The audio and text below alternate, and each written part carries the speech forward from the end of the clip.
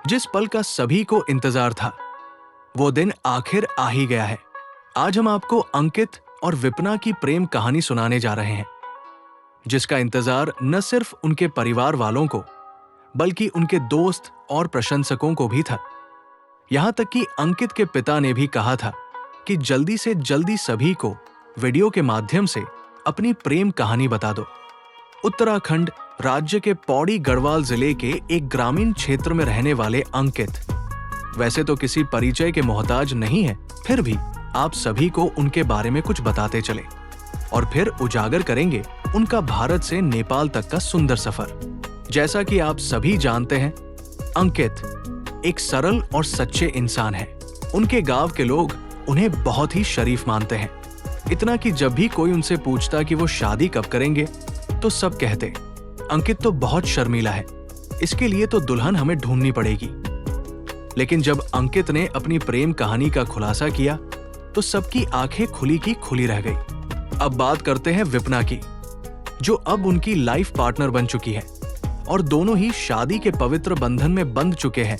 विपना का असली नाम सुषमा है, लेकिन घर में उसे प्यार से विपना बुलाते हैं। ये उसका निकनेम है, जैसा कि घर में अक्सर होता है। अंकित के लिए भी ये एक नई जानकारी थी। चलो अब बताते हैं कि कैसे और कहां से इनकी जर्नी शुरू होती है। 3 साल पहले की बात है। अंकित अपने गांव के वीडियो बनाते थे और उन्हें YouTube पर अपलोड करते थे।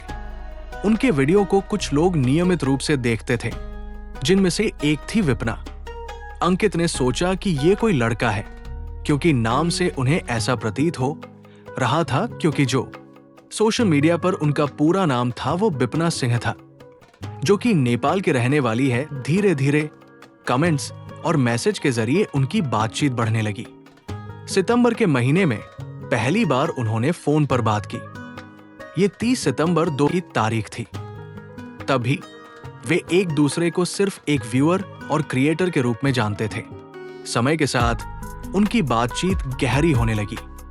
वे अपनी जिंदगी की खुशियां और परेशानियां एक दूसरे से साझा करने लगे।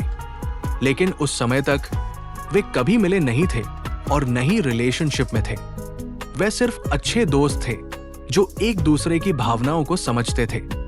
अप्रैल के महीने में अंकित ने महसूस किया कि वो विपना से कुछ ज्यादा ही जुड़ गए हैं। एक रात उन्होंने फैसला किया कि वह अपने दिल की बात विपना को बताएंगे। उन्होंने विपना को फोन किया और सीधा कहा, मैं तुमसे शादी करना चाहता हूं। विपना ये सुनकर हैरान रह गई।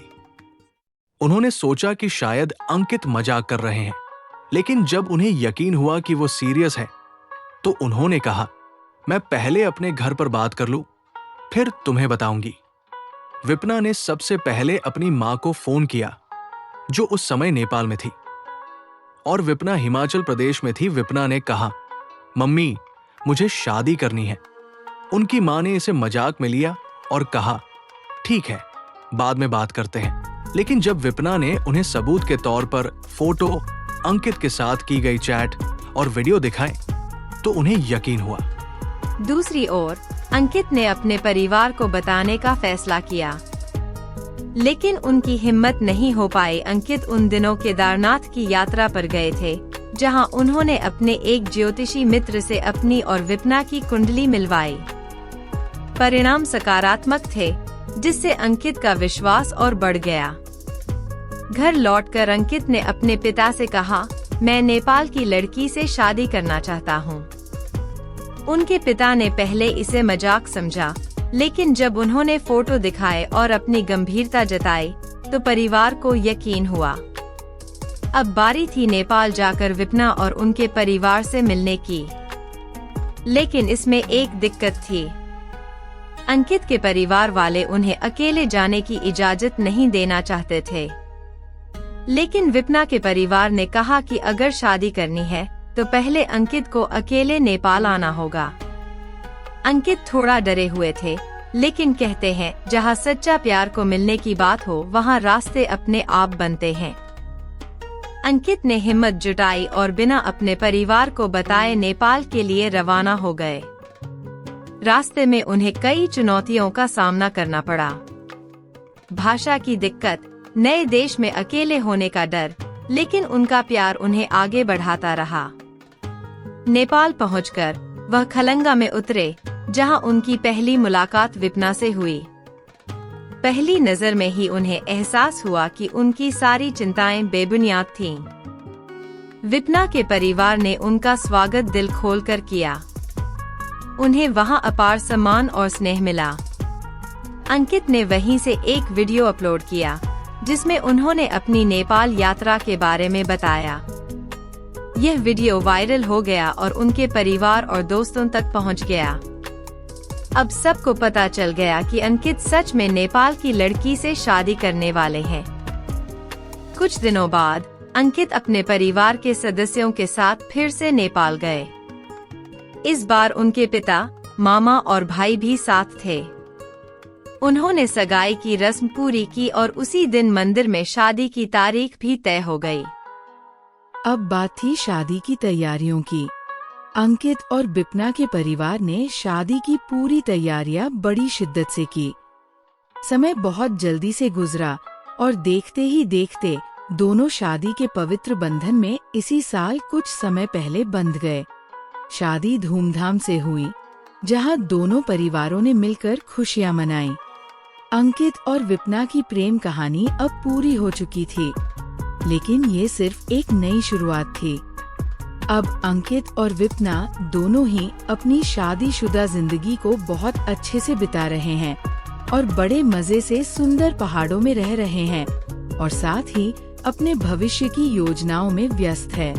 वे नेपाल और हिमाचल प्रदेश की यात्रा करने की सोच रहे हैं, जहां उनके परिवार के अन्य सदस्य रहते हैं। उनका उद्देश्य है जीवन के हर पल को साथ में जीना, नई जगहों को देखना और अपने प्यार को और गहरा करना। अंकित और विपना की यह कहानी साबित करती है कि सच्चा प्यार किसी सीमा या बाधा को नहीं जानता। चाहे वो दूरी हो, सांस्कृतिक भेदभाव हो या पारिवारिक चुनौतियाँ, अगर आपका प्यार सच्चा है तो आप हर बाधा को पार कर सकते हैं। उनकी कहानी हमें ये भी सिखाती है कि जीवन में कुछ फैसले हमें खुद ही लेने होते हैं। ये फैसले आसान नहीं होते, लेकिन अगर आप अपने दिल की सुनते हैं तो अंत में सब कुछ अच्छा ही होता है। यह कहानी उन सभी के लिए प्रेरणा है जो अपने प्यार के लिए किसी भी चुनौती का सामना करने के लिए तैयार है। अंकित और विपना ने दिखाया कि अगर आपके इरादे नेक हैं और आपका प्यार सच्चा है तो पूरी कायनात आपको मिलाने में लग जाती है। दोस्तों, ये थी अंकित और विपना की प्रेम कहानी, जो सीमाओं से परे एक यात्रा है। आशा है कि ये कहानी आपको प्रेरणा और खुशी देगी। दोस्तों, इस तरह की और वास्तविक कहानियाँ आपको सुनाते रहेंगे। बहुत जल्दी फिर से मिलेंगे एक नई वीडियो के साथ और प्लीज चैनल को सब्सक्राइब करना बिल्कुल न भूलिएगा। नमस्ते।